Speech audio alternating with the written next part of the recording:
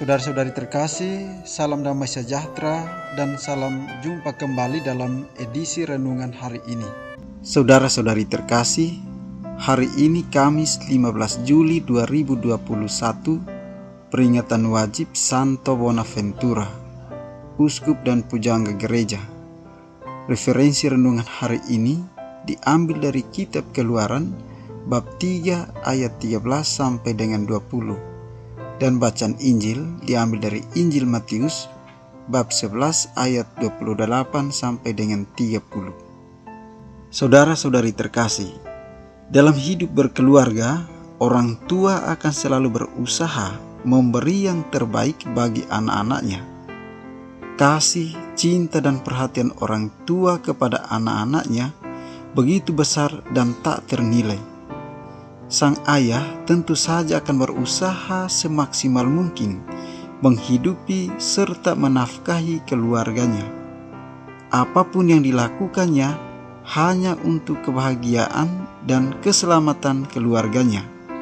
Hal itu pun digambarkan lewat bacaan pertama maupun bacaan Injil pada hari ini. Saudara-saudari terkasih, dalam bacaan pertama dikisahkan bahwa dengan perantaran Musa, Tuhan mengarahkan dan membimbing orang-orang Israel untuk selalu percaya kepadanya dan mengindahkan setiap perintahnya. Karena di situ Tuhan memberikan suatu jaminan keselamatan seperti yang dikatakan dalam kitab Keluaran, bahwa Tuhan akan menghantar orang-orang Israel ke negeri yang berlimpah susu dan madunya. Sementara bacaan Injil melukiskan bahwa Tuhan memberikan kebahagiaan bagi setiap orang yang mau menyerahkan diri seutuhnya padanya. Kasih yang ditunjukkan merupakan bukti cintanya dan merupakan sebuah rahmat keselamatan yang diberikan kepada setiap umatnya. Saudara-saudari terkasih, hari ini gereja memperingati Santo Bonaventura. Cinta yang tak ternilai itu juga ditunjukkan Tuhan dalam diri Santo Bonaventura yang kita peringati hari ini. Dalam riwayat hidupnya dikisahkan bahwa pada masa kecil Santo Bonaventura menderita sakit berat yang memungkinkan ia tidak bisa melanjutkan hidupnya lagi. Tetapi oleh kuasa Tuhan lewat Santo Fransiskus Assisi, maka Santo Bonaventura dapat sembuh dari sakit yang dideritanya. Setelah sembuh dari sakitnya, Bonaventura pun mempersembahkan dirinya untuk menjadi seorang abdi Tuhan.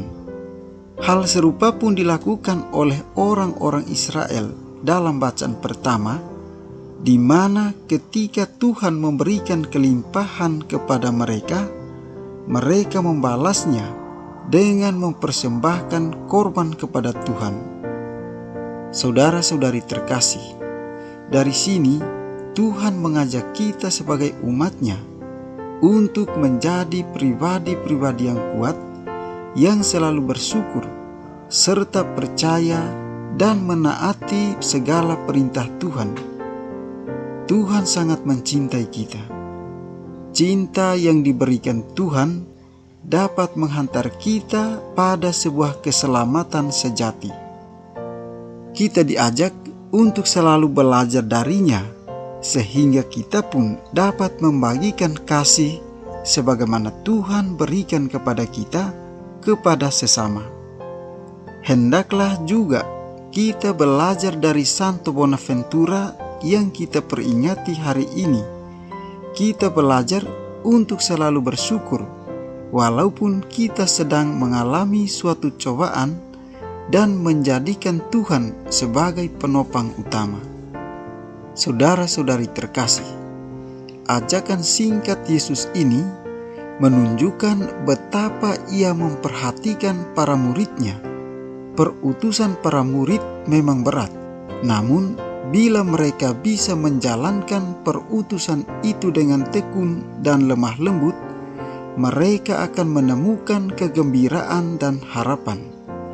Bila kita mau bekerja sama dengan Yesus, maka salib adalah keniscayaan. Namun, Tuhan tidak pernah membiarkan kita jatuh berkali-kali. Ia selalu setia membangunkan kita kembali untuk melanjutkan jalan salib itu. Di ujung lorong jalan salib itu, kita menemukan fajar terang dan menemukan apa yang sebenarnya kita cari dalam hidup ini, yakni sukacita sejati. Tidak ada kemenangan kebangkitan tanpa jalan salib. Saudara-saudari terkasih, dalam kasih memang ada kegetiran, tetapi sekaligus juga ada kebahagiaan. Sebagai murid Yesus, kita diajak untuk belajar daripadanya. Belajar bukan hanya untuk mengerti, tetapi belajar melatih diri, belajar untuk setia, belajar untuk berbagi, belajar untuk tidak putus asa. Belajar dan terus belajar mencari dan menemukan makna pada hidup yang dianugerahkan Tuhan kepada kita.